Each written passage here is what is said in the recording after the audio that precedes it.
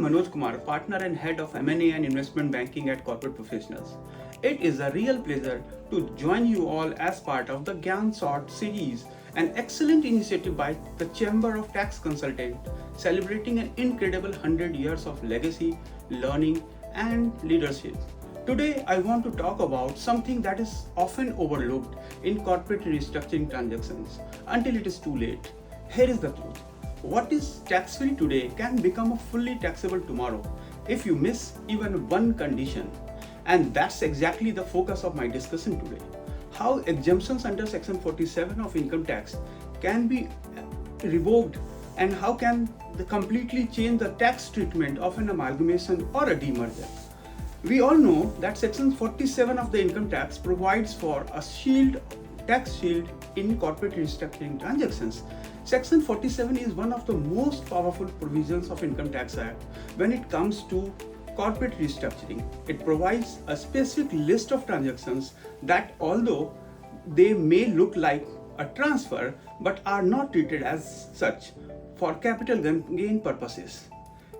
If you meet the conditions provided under Section 47, your restructuring transactions become tax neutral, no capital gain to the company or its shareholder, no immediate tax outflow. But, and this is critical, these exemptions are conditional. They are not automatic. Let's focus on two restructuring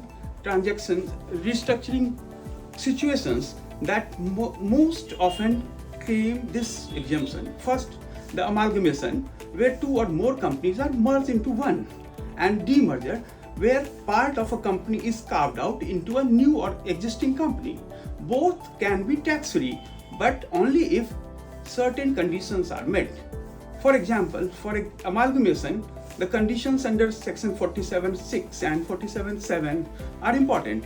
All the assets and liability of the amalgamating company must be transferred to the amalgamated company. For example, Company A merges into Company B. Company A has 3 factories, 2 offices, and a few outstanding loans. All of these must be transferred as part of the merger. If the Company B chooses to take any selected assets, say only the factory, and skip the liability, then the conditions fail. Second, the shareholders' continuity is also very important. At least 75% in value of shareholders of the amalgamating company must become the shareholders of the amalgamated company. Why this matter? It is prevalent to the backdoor entry into the business, which is not allowed. For example, if 100 shareholders hold shares in Company A and post amalgamation only 10 becomes the shareholder, this fails. The company must be an Indian company. That is also very important. So if a Company A merges into US-based company, this transaction fails to be exemption under capital gain transaction. Now let's discuss the conditions of demerger. First, the undertaking transferred as going concern. The demerged division must be transferred with all assets, liabilities, and employee and operation as it is. For example, if Company X spins off IT business and its employee remain with the company, it fails to fulfill the obligation and conditions, then transfer must happen in book value. The assets and liability must be transferred at their carrying book value and not at a revalued fair market value. For example, if IT servers are revalued upward, then the conditions are not getting fulfilled. Third condition is the shareholders' continuity. The shareholders holding at least 75% of the value of Company X must receive the shares of Company Y. Only shares should be the consideration. That is also very important. If the resulting company pays consideration in the form of cash or other assets, then this condition is not getting fulfilled. Now we have to understand what will happen if the conditions are not getting fulfilled. Let's talk about the risk. The real risk is revocation of exemption.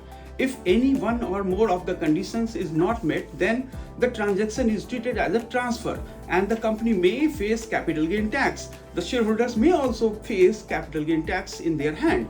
Let's understand with an example. A listed company remerges its manufacturing unit, but part of the consideration is paid in cash along with equity. Since the consideration wasn't it was not share only, Section 47 will be denied and capital gain will arise in the hands of the listed company and its shareholder. what is the tax implication? So tax will be long-term capital gain at the rate of 12.5% or short-term capital gain of 20% of the regular income basis, as the case may be. Tax in the hands of shareholder would also arise, which receives consideration in the form of shares without any consideration, and that will be taxable. So to sum up, Section 47 is a blessing but not a gift. If the conditions of exemptions are fulfilled, then this is available. Treat it like a bridge. Cross it carefully, follow every plank, miss even one, and you fail into the tax net. Thank you for your time and attention. I hope this session would be helpful and give you clarity regarding the exemptions and their pitfall as per Section 47 of the income tax. Stay tuned for more expert insights in the CTC 𝐵𝐲𝐚𝐧𝐒𝐡𝐨 series as we continue to celebrate the 100th year of tax wisdom and corporate governance. Thanks once again. Thank you.